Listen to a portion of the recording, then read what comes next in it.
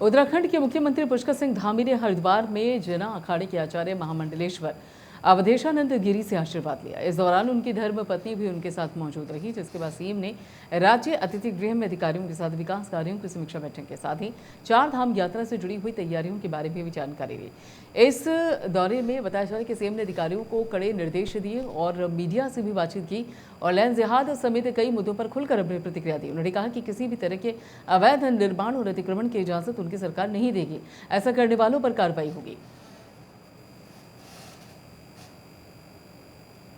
बहुत परेशान कर रहा है जाम। नहीं, जो भी 4 धाम यात्रा पर आने वाली चुनौतियां हैं, उन चुनौतियों से किस प्रकार से हम ठीक प्रकार से उनका समाधान कर पाएँ और लोगों को अच्छी यात्रा करवा पाएँ, उन सभी विषयों पर वीआईपीओ से कोई अपील करेंगे? वीआईपीओ से कोई अपील करेंगे 4 धाम यात्रा के दौरान? नहीं, सभी लोग साफ स्वच्छ यात्रा करें और जिस प्रकार से यात्रा के नियम होते हैं, वीआईपी यात्राओं के जो नियम हैं, उन नियमों का सभी को पालन करना चाहिए। और स्वच्छ उत्तराखंड है और यहाँ की आबो हवा पूरे देश के अंदर, दुनिया के अंदर जाती है, यहाँ का पानी जाता है। तो यात्रा में जो भी आए तो अपने जो भी उनकी स्वच्छता से लेकर तमाम प्रकार की चीज़ें हैं और यात्रा के अपने नियम हैं। यहाँ पर सभी लोग यात्री हैं। और अगली खबर देहरादून से, जहां पर परेड ग्राउंड में राष्ट्रीय स्वयंसेवक संघ देहरादून महानगर उत्तर द्वारा एकत्रीकरण कार्यक्रम का आयोजन किया गया है और कार्यक्रम में 70 बस्तियां और साथ ही 56 शाखा और 11 नगर के स्वयंसेवकों ने प्रतिभाग किया। कार्यक्रम में बड़ी संख्या में स्वयंसेवकों ने शिरकत की। इस दौरान पूर्व मुख्यमंत्री त्रिवेंद्र सिंह रावत भी उपस्थित रहे। वहीं पूर्व मुख्यमंत्री त्रिवेंद्र सिंह रावत ने कहा कि राष्ट्रीय स्वयंसेवक संघ की ओर से लगातार ऐसे कार्यक्रम आयोजित किए जाते हैं। इन कार्यक्रमों का उद्देश्य संगठन की शक्ति का एहसास कराने के साथ ही कार्यकर्ताओं को वरिष्ठ पदाधिकारियों से मार्गदर्शन भी मिलता है।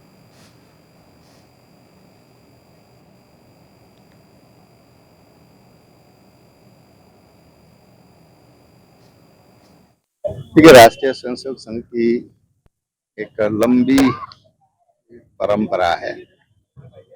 समय समय पर एकत्रीकरण, बृहद एकत्रीकरण होते आए हैं।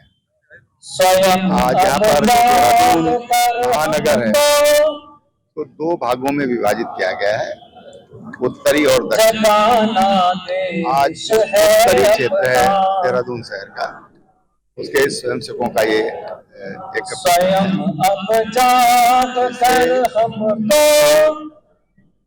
कार्यकर्ताओं को उद्बोधन मिलता है। जो वरिष्ठ प्रचारक होते हैं, सीनियर मोस्ट पदाधिकारी होते हैं, उनका मार्गदर्शन होगा। और एक अनुशासित संगठन खड़ा कर रहा है, उसकी शक्ति का भी एहसास होता है कि हम कितना हमारा फैलाव हुआ है। आज यहाँ पर एक पूर्ण गणवेश में ये कार्यक्रम हो रहा है।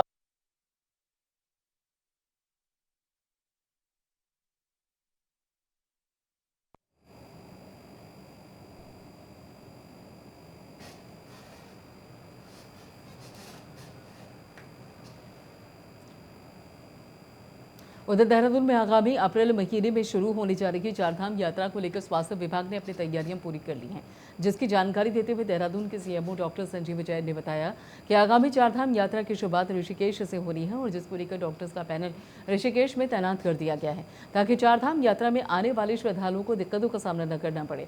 इसके अलावा 4 धाम यात्रा को लेकर सभी डॉक्टर्स की छुट्टियों को भी रद्द कर दिया गया है।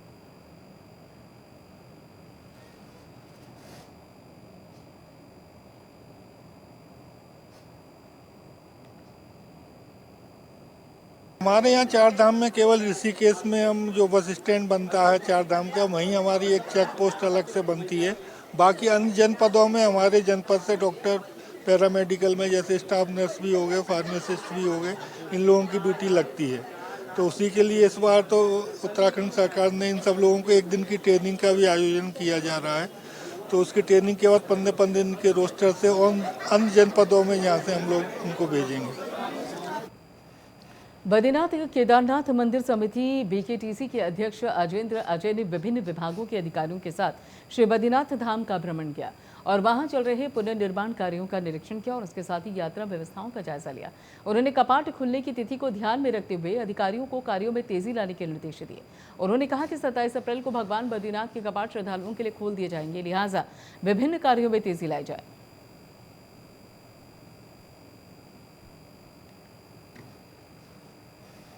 मेरे द्वारा श्री बद्रीनाथ धाम का भ्रमण किया गया और माननीय प्रधानमंत्री जी के विजन के अनुरूप और माननीय मुख्यमंत्री जी के मार्गदर्शन में जो वहाँ पर मास्टर प्लान के तहत विभिन्न प्रकार के पुनर्निर्माण के कार्य हो रहे हैं, उन निर्माण कार्यों का निरीक्षण किया गया और यात्रा व्यवस्थाओं को लेकर जो तैयारियाँ की जा रही हैं उनका जायजा लिया गया।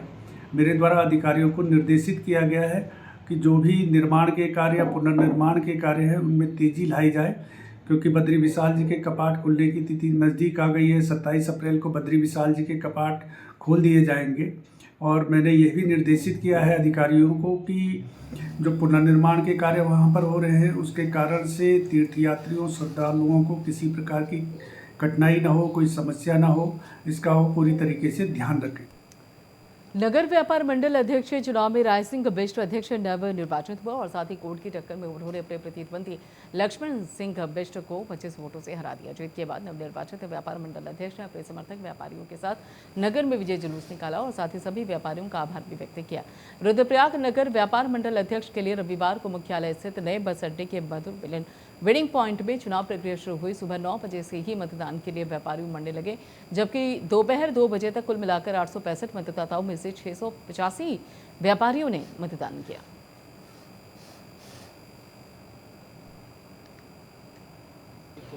नहीं, ये जीत मेरी नहीं है, ये समस्त जो है पूरे व्यापारियों की जीत है। रुद्रप्रयाग की उनका आशीर्वाद मिला है, तो निश्चित तौर पर जो है जो मैंने वादे किए हैं मैं उस पर जो है 100% जो है खरा उतरूँगा और 6 महीने के अंदर जो है मैं व्यापारियों को जो है विश्वास में लेकर के उनको जो है जो वादे किए हैं उनको दिखाऊंगा कि जो है जो वादे किए हैं वो वादे आपके हो रहे हैं, ताकि उन लोगों को जो है मुझ पर विश्वास हो, क्योंकि पहले जो है वादे हुए हैं लेकिन काम नहीं हुए हैं, जिससे जो है सभी लोगों में रोष था।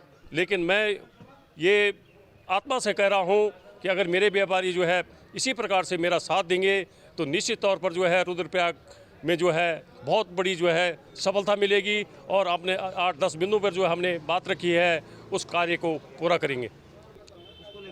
निश्चित तौर पर जो है ये जो है मुझे पता था, मैं जो हूँ लड़ भिड़ करके जो है मैं लड़ा हूँ और लड़ के फिर जीता हूँ।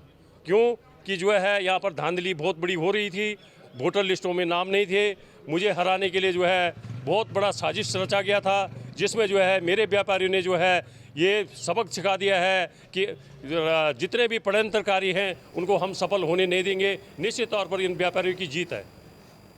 पौड़ी जिले में फॉरेस्ट गार्ड भर्ती की लिखित परीक्षा शांतिपूर्वक संपन्न हुई और इस दौरान पुलिस की सुरक्षा व्यवस्था में परीक्षा आयोजित की गई। श्रीनगर के पौड़ी और कोटवार में 44 परीक्षा केंद्रों में अभ्यर्थियों ने परीक्षा दी। इस दौरान प्रशासन और पुलिस की ओर से सुरक्षा व्यवस्था के पुख्ता इंतजाम किए गए थे। एसपी ने बताया कि परीक्षा को नकल विहीन बनाने के लिए परीक्षा केंद्रों में चेकिंग अभियान भी चलाया गया और इस दौरान किसी भी तरह की अनियमितता नहीं पाई गई और कहा कि जनपद की जो परीक्षा है वो बहुत ही शांतिपूर्ण तरीके से संपन्न हुई है। जी, बहुत खुशी का विषय है कि हमारी सरकार ने आदरणीय पुष्कर सिंह धामी जी के नेतृत्व में जो नकल विरोधी कानून बनाया है, उसके बाद जो भी परीक्षा हुई है सफल तब रही है और अच्छी संख्या में लोगों ने परीक्षा दी है और सब लोगों के चेहरे जो है आपस में जो है उनकी रौनक है चेहरों पर कि हम लोगों को जो है वास्तव में न्याय मिलने वाला है और उनको जो मेहनत की है उसका रिजल्ट उनको निश्चित रूप से मिलने वाला है। सब लोगों को मेरी ओर से कोटि कोटि बधाई, सब लोगों के लिए मेरी तरफ से शुभकामनाएं। जी, बड़े अच्छी व्यवस्था थी, पूरे पौड़ी जनपद में देखने को मिला है कि सभी जगह जो है बड़ी चुस्त दुरुस्त व्यवस्था थी और सभी जगह शांतिपूर्वक जो है परीक्षा संपन्न कराई गई। कार्ड एग्जाम था और 2022 में फॉर्म भरा गया था और इस समय ये पेपर दोबारा हो रहा है, मतलब एक बार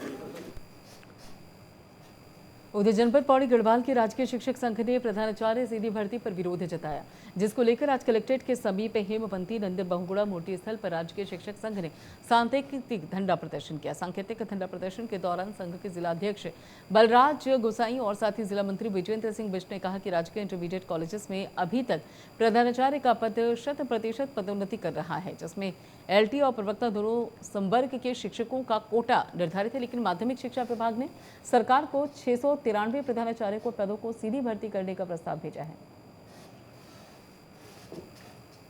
चलिए फिलहाल लेते हैं, बाकी खबरों के लिए आप जुड़े रहिए प्राइम न्यूज के साथ।